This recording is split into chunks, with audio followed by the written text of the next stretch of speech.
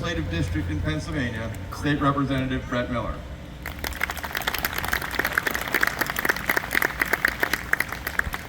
Well, hello, Columbia. I am so honored to be here today, and I actually have two parts here today. And I'm going to start with the first, and where we are, just by way of kind of setting the stage. We are all here in this beautiful park, enjoying the shaded sun from the sunshine, the beautiful evening, and here we are. What you are experiencing here today did not just happen. We are here because of the vision of those who have gone before that foresaw the need and the value of a park that we have before us here today.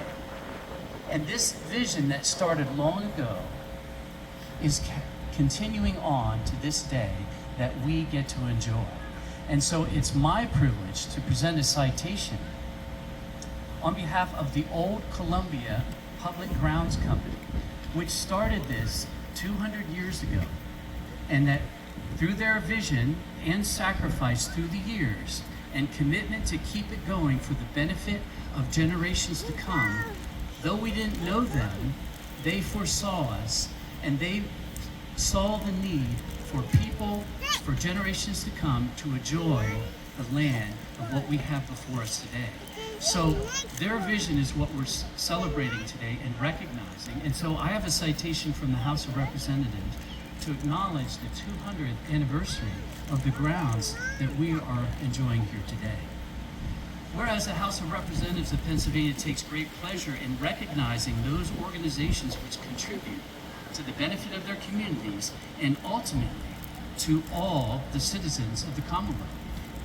And whereas the Old Columbia Public Grounds Company is being honored upon the momentous occasion of their 200th anniversary.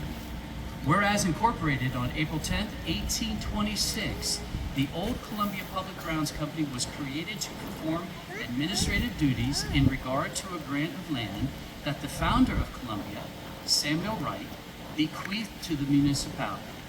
The company created the first water distribution system for the town, established Columbia's first school of higher learning, and provided Locust Street Park, where we are here, for the recreation and pleasure of citizens residing in the borough. And it continues to own and operate the park. Throughout its rich history, the Old Columbia Public Grounds Company has made inestimable contributions to the welfare of society through its initiatives, which have been designed to enhance the quality of life for all. A succession of dedicated leaders and staff members has made this possible, keeping ever mindful of the noble maxims of the organization. So let's not forget that what we're experiencing today did not just happen. It took the sacrifice and vision of many people so that we can enjoy this. And so now, therefore, the House of Representatives of the Commonwealth of Pennsylvania salutes the Old Columbia Public Grounds Company upon its richly deserved recognition and offers best wishes for continued growth and success in the years to come. So on behalf of the 203 state representatives representing the 13 million people of Pennsylvania, we say congratulations on the 200th anniversary. And I'd like to ask Mark Zeamer to please come up so I might present this, a member of the Columbia Old Public Grounds.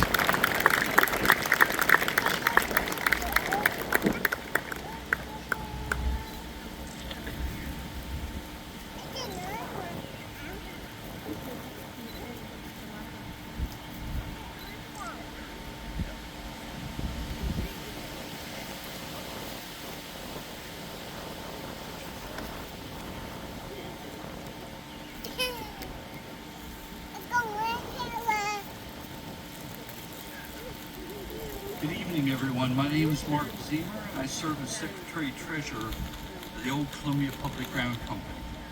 We're celebrating our 200th corporate anniversary this year. Having been conceived by town founder Samuel Wright prior to his death in 1811, the company was created in 1814 and was officially incorporated in 1826. The purpose of the company was to manifest and administer a land grant to the new town of Columbia. Through their trusteeship, the following benefits were provided to the town: creating and establishing the first water distribution center, the creation of the first school of higher learning, known as the Washington Institute, providing Locust Street Park and what was to become known as the River Park for recreation. In 1854, this group purchased land from John L. Wright with proceeds from their stock ownership in the Columbia Water Company.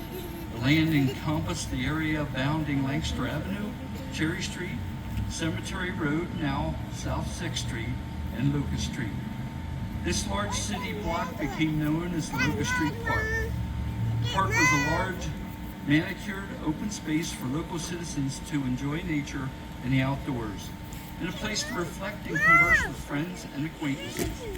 It is where we are now sitting, enjoying this beautiful evening and this wonderful and historical ceremony. Today, the company is still managed and maintained by a volunteer group of 9 members who serve as financial fiduciaries and also maintain the park. The board has ably assisted in their maintenance duties with help from the Columbia Borough Highway Department, Columbia Park Rangers, the Columbia Lions Club, and the Columbia High School National Honor Society. At the 5th and Locust Street entranceway to the park, statue depicting a World War I American soldier greets visitors. 100 years ago, the returning soldier statue was dedicated on Memorial Day, May 30th, 1926, to commemorate the patriotic spirit, valor, and heroism of the Columbia community, who served our country from 1776 to 1918. It is at this same location that flowers were laid in honor of our veterans and first responders by the area veterans posts and fire services during the annual Memorial Day parade. Over the years, the company has donated ground inside the park to the Columbia Public Library for the construction of a new library building in 1960, the Columbia School District to construct a high school in the early 20th century, the Columbia Lions Club in the early 1980s to build this beautiful gazebo that hosts many band concerts and other special events. Today, these grounds are affectionately known to both current and former Columbia residents as the park. The grounds are covered with lovely shade provided by 110-year-old oak trees, as well as maples and other varieties of trees. It is used for the annual Memorial Day service hosted by the United Veterans Council, Thunder on the River Car Show, sponsored by the Columbia Lions Club, the Elks Club flag ceremony, and St. Paul's Lutheran Church, which uses the park on the second Sunday morning of September to conduct the annual 9/11 memorial service. Many Arbor Day services and ceremonies have been also held here. The park is also used as a backdrop for wedding parties, for bridal pictures, Columbia High School students for prom and May Day pictures. It is also the first stop of Create Columbia's annual June Garden Tour.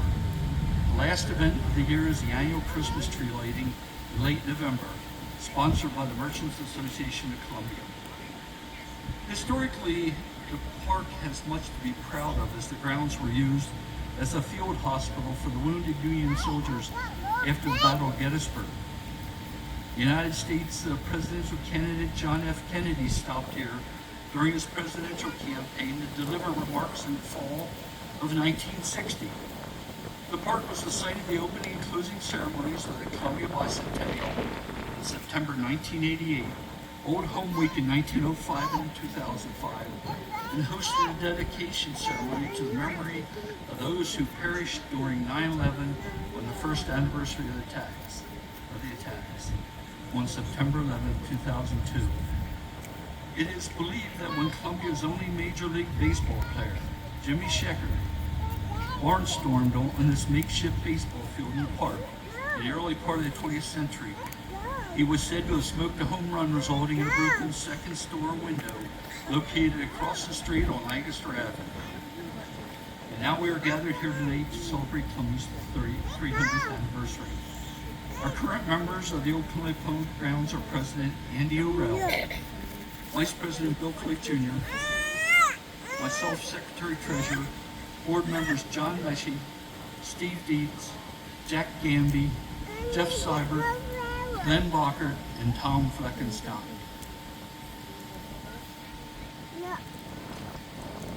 In closing, may I proudly proclaim that on behalf of the Old Columbia Public Grounds, we are grateful and thankful for all your support in the past, now, and in the future.